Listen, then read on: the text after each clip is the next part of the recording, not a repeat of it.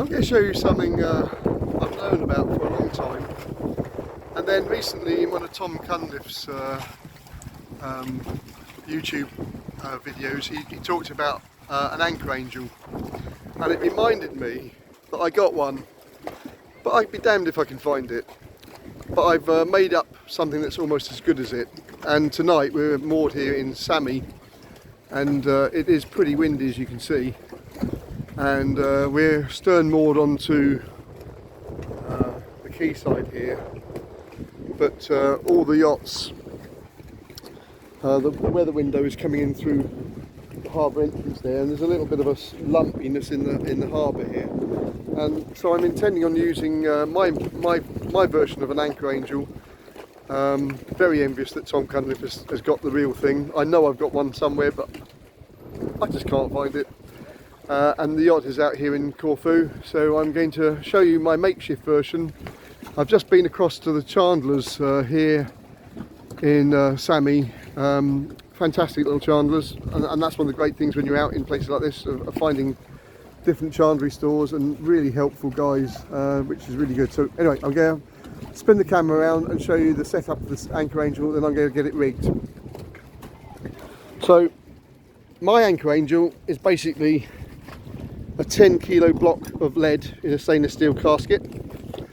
I've then got 2 spring clips. You don't really need the second one, but this one will theoretically clip over the chain like this and then run up and down once I get it over the bow. I've really got the other one in there just to give me a little bit more scope to get it through the bow roll arrangement here. And as you can see, I've also,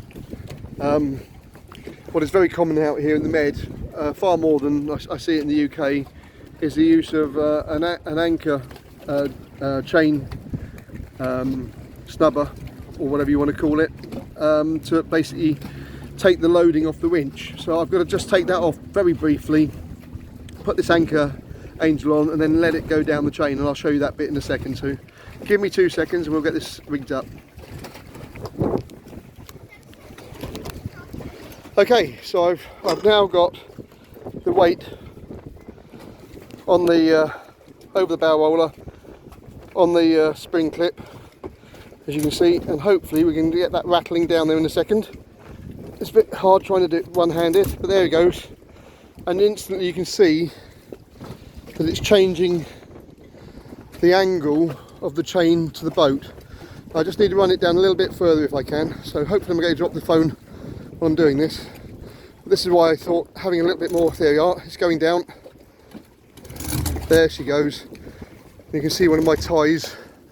The thing is, in this harbour, there's only 4.5–5 metres in the harbour, so the ground chain is very shallowly laid. And if you ever watch Tom Cunliffe's YouTube video, he explains it really well about the importance of trying to increase the angle to take that snatch out the chain. That's not far down then, that's not far off there now. I think that's pretty good. It's just on the waterline, and you can immediately see that's changed the angle of pull by a good 4 or 5 feet. And also, if you look at the boat next to me, he hasn't got one, and his chain is absolutely bar tight, and you can see how it's pulling on the chain. Likewise, the motorboat next to me on this side.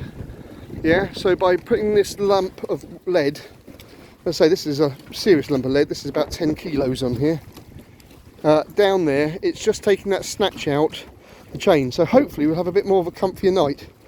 And then what I'm going to do is obviously tie this end off, and then I'm going to put the anchor snubber back on to take the snatch out the chain off the loading of the winch. Well, I hope you find that really interesting. It's something I learnt from my father a good 45–50 years ago. Never thought I'd ever use it. Then when I needed one, couldn't find it, and I've just made up one, which isn't hard to do out here in the Med. You can find weights all over the place. Anyway, I hope you find that useful, and thanks for watching.